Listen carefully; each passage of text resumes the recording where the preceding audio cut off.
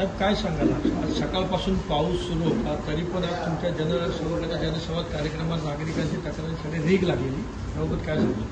150च्या वर नागरिक या ठिकाणी मला भेटायला आले होते या जनसंवाद कार्यक्रमाच्या निमित्ताने आणि विविध भागामधले होते.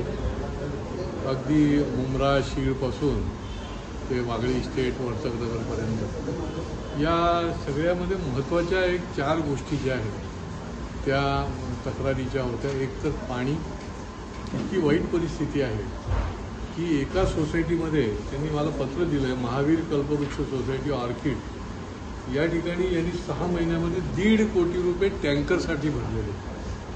म्हणजे एका बाजूला उंच उंच इमारतीला आपण परवानग्या देतोय आणि दुसरीकडे त्यांची कुठलीही व्यवस्था पाण्याच्या संबंधी झालेली नाही आहे.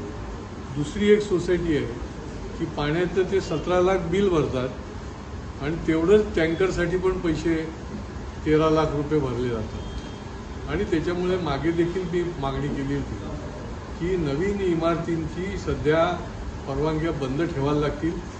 पाण्याची व्यवस्था जोपर्यंत होत नाही एवढ्या मोठ्या प्रमाणात 1.5 कोटी रुपये म्हणजे झालं काय? 8 महिन्यामध्ये एखाद्या संकुलाने जर 1.5 कोटी रुपये पाण्यासाठी भरले असतील तर ही अजब कारभार आहे.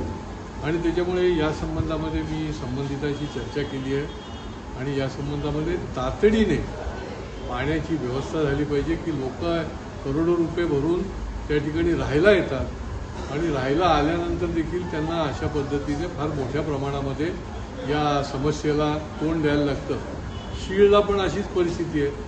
9 मोठी संकुलं आहेत आणि त्या ठिकाणी 1 तास देखील पाणी येत नाही. आणि त्यामुळे या एकत्रित या संबंधीचा मास्टर प्लॅन तयार करण्याची अत्यंत गरज आहे. अनेक भागामधनं फसवणुकीची तर रोजच्या रोजच तक्रारी येत आहे. आज तर जे आपला दवाखान्यामध्ये काम करणारे महिला कर्मचारी होत्या त्या देखील मोठ्या संख्येने आलेल्या होत्या. त्यांच्या खात्यामध्ये अजून पैसे जमा झालेले. मी संबंधित अधिकाऱ्यांशी चर्चा केलेली आहे आणि त्याचं तपासणी जी आहे, ठीक आहे ना, व्हेरिफिकेशन करणं गरजेचं आहे, परंतु किती दिवस व्हेरिफिकेशन करत बसणार? त्याच्यामुळे 2 दिवसात त्यांना तुम्ही हे पैसे जे आहेत ते अदा केले पाहिजे अशा प्रकारची त्यांना मी सूचना केलेली आहे. आणि जास्तीत जास्त लवकरात लवकर हे झालं पाहिजे आणि ते देखील निश्चितपणे होईल. त्याच्याही पलीकडे आता जे आपला दवाखाना बंद आहेत परंतु आता ही जी आरोग्य मंदिरं ही जी आपण सुरू करतोय 68 ठिकाणी, काही ठिकाणी सुरू केली अशा प्रकारचा महापालिकेचा दावा आहे. तर त्या ठिकाणी या ANM GNM असलेले ज्या आधी आपला दवाखान्यामध्ये काम करणाऱ्या होत्या परिचारिका त्यांना आपण संधी द्यायला पाहिजे, त्यांना प्रायोरिटी द्यायला पाहिजे, कारण त्यांना अनुभव आहे. काही जणी तर 2019 पासून काम केलेलं आहे त्यांनी. आणि त्याच्यामुळे ती देखील मागणी आणि सूचना मी महापालिकेला केलेली आहे. अशा अनेक दैनंदिन अडचणीचे जे विषय आहेत जी तुमच्या 7/12वरनं प्रॉपर्टी कार्डावर चढवताना देखील त्या कार्यालयामध्ये त्यांना अनेक प्रकारच्या समस्यांना तोंड द्यायला लागतं. परिवहनचे काही कर्मचारी आले होते त्यांना पगार अजून मिळालेला नाही. 6 महिन्यापासून ते फेऱ्या मारत आहेत.